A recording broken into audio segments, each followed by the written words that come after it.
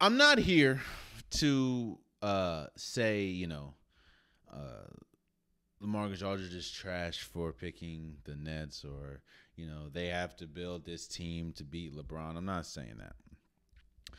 I'll say this first. I mean, I get it. You know what I mean? Like it's kind of like, even though nobody really wants to say it and nobody wants to admit to it, it's kind of like the park when you are at a park. Now I understand about competition and everything, but you want to win, so you want the best people on the team.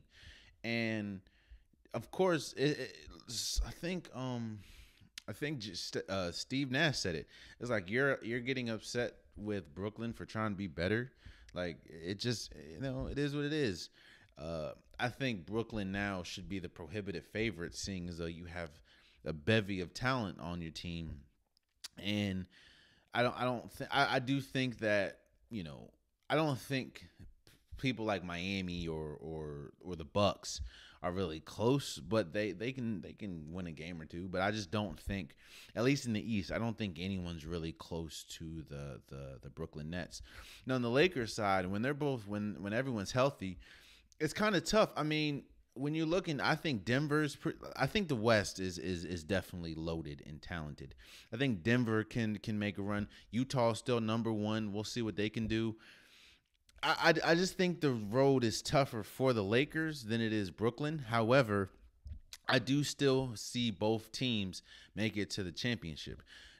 But there was a conversation that was started with the announcement of LaMarcus Aldridge and Drummond that I wanted to speak on, and that was, is the buyout market or the buyout process, do they hurt small market teams? And this kind of was triggered by, well, of course, like I said, LaMarcus Aldridge and Andre Drummond. But when you look at small market teams and you look at teams that have maybe stars that they acquired from trade or draft, I'll say this, I do think that the buyout market does need some tinkering, because it's hard for me to see a San Antonio, and I know San Antonio is a horrible example, seeing as though how much success they've had, but it's hard for me seeing a San Antonio and seeing a Detroit or a Cleveland, and having a star or a good player, and then because they're disgruntled or ask for a trade, once someone asks for a trade, right, it pretty much it's almost destined that either, unless you're like James Harden or something, if you're not on the level of James Harden or Steph's or KD's or Bron's, and you ask for a trade and you don't find one by the trade deadline, more than likely you're getting bought out. Like, that's why a lot of people thought JJ Redick was getting bought out. It's like, when you're not happy and don't want to be there, you usually get bought out. And I do think the buyout market hurts small market teams, because usually when a player, and it's usually not a big star, it's usually a player that can be very beneficial to a team, i.e. LaMarcus Aldridge, Andre Drummond. Let's see. Once those players hit the buyout market, usually they go to big market teams, or they go to teams that are pretty much a piece away, a piece away from a championship. And I think this situation with Brooklyn is going to change. I think the NBA is going to, I don't think they need to, but I think the NBA is going to change the way they do things. And it's not, and let's look at Brooklyn for a second. And let's look at how Brooklyn was assembled outside of KD and Kyrie. The NBA is, and Jalen Rose said it best, the NBA is going to look at how Blake Griffin, and pretty much Blake Griffin, LaMarcus Aldridge, and James Harden went about getting on that team. James Harden and Blake Griffin pretty much did the same thing. They pretty much punted on their former teams. They pretty much sabotaged their former teams, as far as they did say they won out, but their former teams like, yo, you're signed to a contract. We're going to keep you.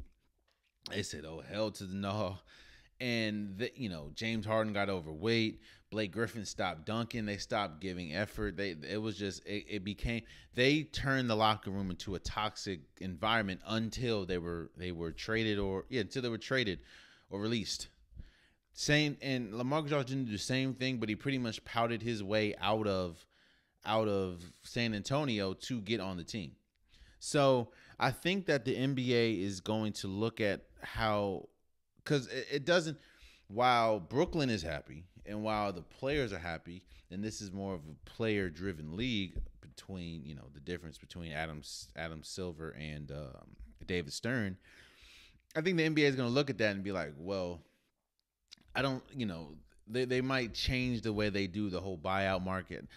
I don't think there needs to be change, but I think that the NBA is going to look at what happened with Brooklyn and what's happening with Brooklyn and be like, all right, because think about it. Brooklyn still has one roster spot, and they can get someone else from the buyout market. Hell, if they wanted to, Brooklyn can go out and get a DeMarcus Cousins. Like,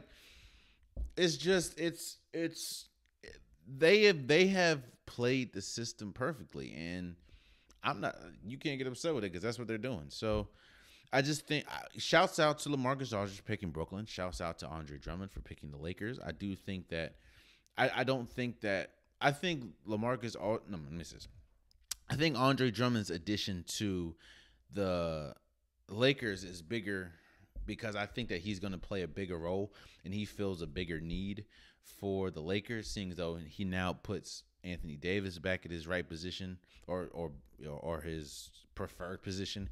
He puts LeBron kind of back in his preferred position, and they go from there. I think LaMarcus Aldridge is another body that you can throw at a taller defender, even though he's not a defender, or a taller player. Of course, we know about his mid-range is incredible, and I do think he can still give you a solid 10, 15, 20 points. So we'll just see how it goes. We'll see how it goes from there. So